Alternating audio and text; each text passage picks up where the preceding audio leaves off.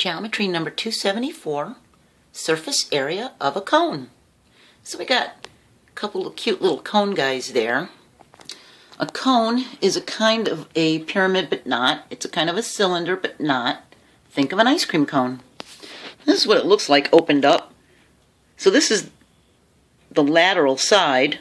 If you roll it up, it makes that shape of the cone, and then it's got this cap base that fits into the circle of the top, okay? So it's got one base, all right?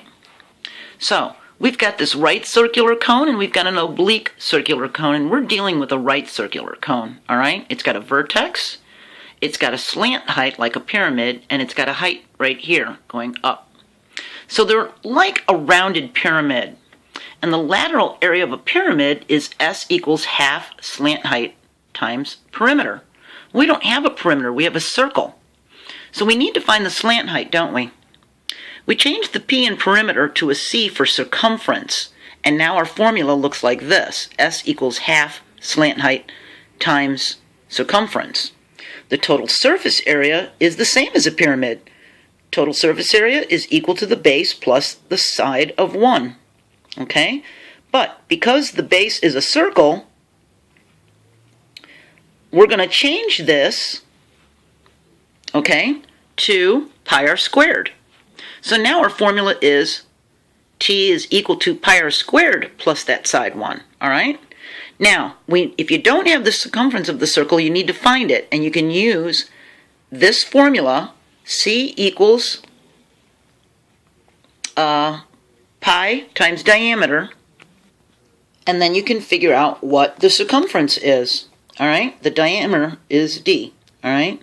So you just need to figure out what the diameter is. Well, in my drawing, this is what I've got. We've got a height right here, and we've got a radius. The radius is 3, and the height is 8 inches. So we need the slant height, and we need the diameter. Well, you know the diameter goes straight across, right? So if the radius is 3 inches, the diameter is 6 inches. So now we have the diameter. We're going to use the slant height formula to find the slant height on the side here, and in the place of the A, we're going to put the radius of 3, okay? So now we've got 3 squared plus 8 squared because the height is 8, all right? 3 squared is 9, 8 squared is 64, 9 plus 64 is 73. We need to get the square root of 73, and that is 8.544. Now we've got the slant height, all right? This right here is 8.544. And we know this is 8, okay? So now we've got that information, all right? We still need the circumference. So circumference is equal to pi times the diameter. Well, we know now that the diameter is 6. 3.14 times 6 is 18.84. So now we've got that. So now we can do this formula, can't we?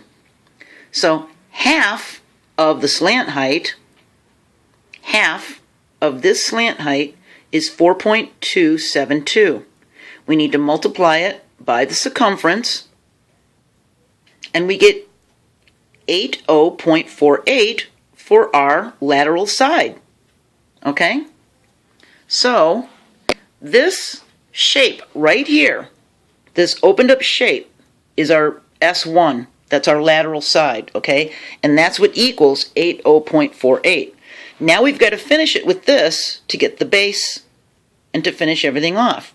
We need to do pi r squared and then add that side 1, this 80.48. So here we go. Pi is 3.14. We're going to multiply it by the radius squared, which was 3, which becomes 9. 3.14 times 9 is 28.26. We add it to S1.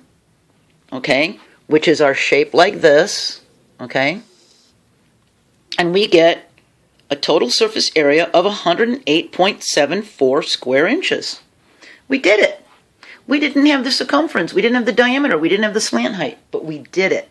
We used the formulas to help us figure it out, and now we know the surface area of a cone.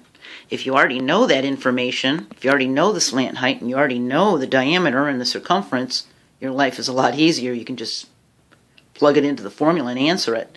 But if not, now you know how to get it. So we're going to talk about the volume of a cone next. So let's see how much one of these little guys can hold inside of them. All right? I'll see you there. Bye.